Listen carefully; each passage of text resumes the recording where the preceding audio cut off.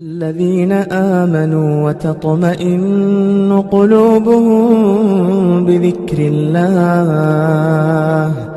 ألا بذكر الله تطمئن القلوب. مصر میں ایک صاحب تھے جو لاوارث تھے، جن کے والدین نہیں تھے، اور وہ ایک جامع مسجد میں ایک عالم دین کے پاس پڑھ رہے تھے، علم حاصل کر رہے تھے.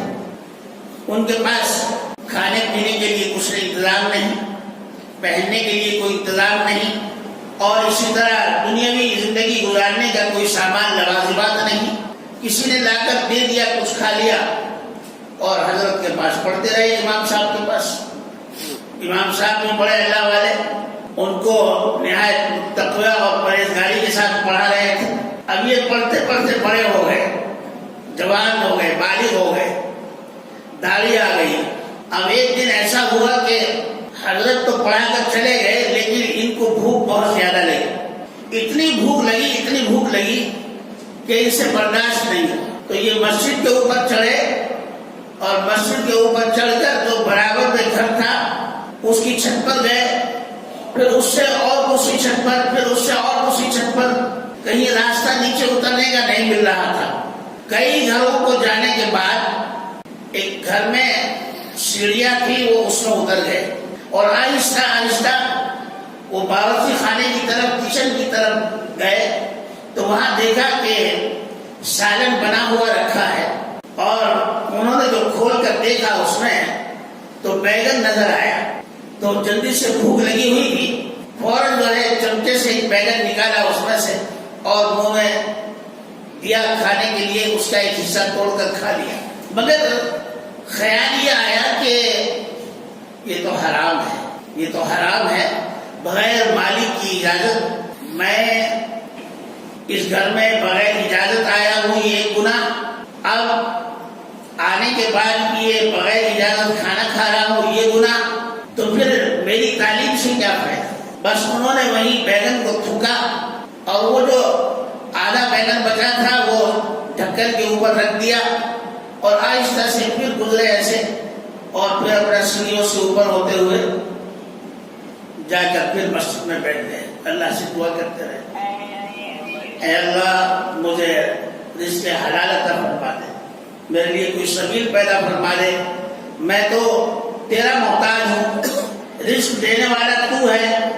دنیا رزق نہیں دیتی، رزاق تو اللہ ہے، رزاق تو آپ ہیں، رزق دینے والے تو آپ ہیں. آپ میرے لیے کوئی انتظام فرمائیں. ظہر کی نماز ہو گئی.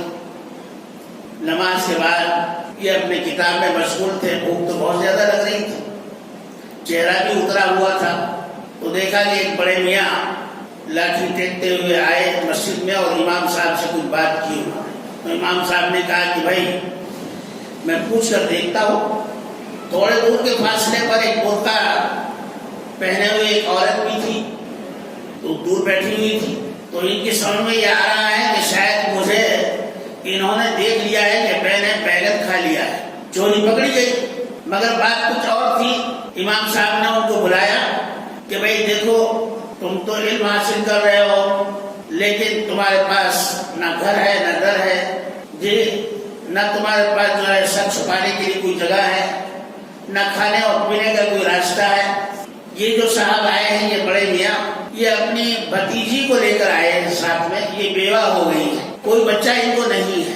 اب یہ بڑے میاں کہہ رہے ہیں کہ میری بھتیجی کسی نیک آدمی سے شادی کرنا چاہتی ہے. اگر کوئی آدمی ایسا ہو جو نیک آدمی ہو تو میرا نکاح پڑھا دو. اب اس نوجوان نے کہا کہ حضرت میں نکاح کیسے پڑھاؤں، میرے پاس تو جو ہے نکاح کے بعد چھوارے تقسیم کرنے کے لیے بھی میرے پاس پیسے نہیں ہیں، نئے کپڑے بنانا تو بہت بڑی بات ہے. حضرت نے فرمایا بھائی یہاں تم سے کوئی مطالبہ نہیں ہے. یہ عورت جو ہے خود بہت مالدار ہے، اور یہ عورت بھی متقی اور پرہیزگار ہے. یہ صرف اس لیے نکاح کرنا چاہتی ہے تاکہ دنیا کی بد نظری سے یہ بچی رہے. تو انہوں نے کہا کہ حضرت اس سے بہتر کیا ہے، سبحان اللہ آپ نکاح پڑھا دیجیے، مجھے منظور ہے. عورت سے بلا کر پوچھا گیا کہ یہ لڑکا ہے مرد ہے؟ آپ کو یہ پسند ہے، ان کی صورت شکل دیکھ لو کہ جی ہاں ٹھیک ہے۔ حضرت نے نکاح پڑھایا، چچا جو ہے گواہ رہے اور دوسرے لوگوں کو بلا دیا، اور حضرت نے نکاح پڑھایا، دعا کی اور کہا کہ بھائی اپنی بیوی کا ہاتھ پکڑ کر چلے جاؤ، جہاں یہ تمہیں لے جائے وہاں جاؤ بس۔ یہ ابھی کا واقعہ ہے، پچھلے مہینے کا واقعہ ہے۔ تو یہ صاحب جو ہے لے کر چلے، جب اندر مکان میں گھسے تو دیکھا کہ وہی مکان ہے جہاں یہ بیگن کھانے کے لیے پہنچ گئے تھے۔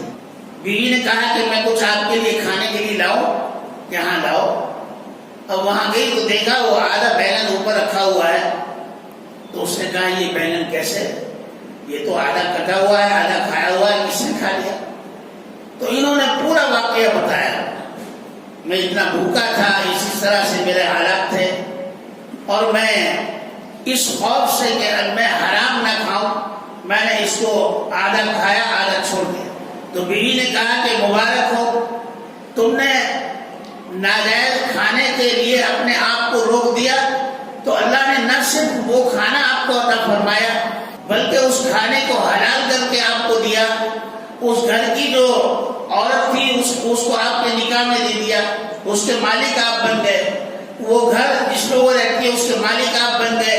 اللہ نے آپ پر کتنا کرم فرمایا۔ انسان جب کسی نیکی کا ارادہ کرتا ہے تو اللہ تعالیٰ اس کے لیے ایسے اسباب پیدا فرماتے ہیں کہ انسان کبھی اس کو سوچ نہیں سکتا ہے۔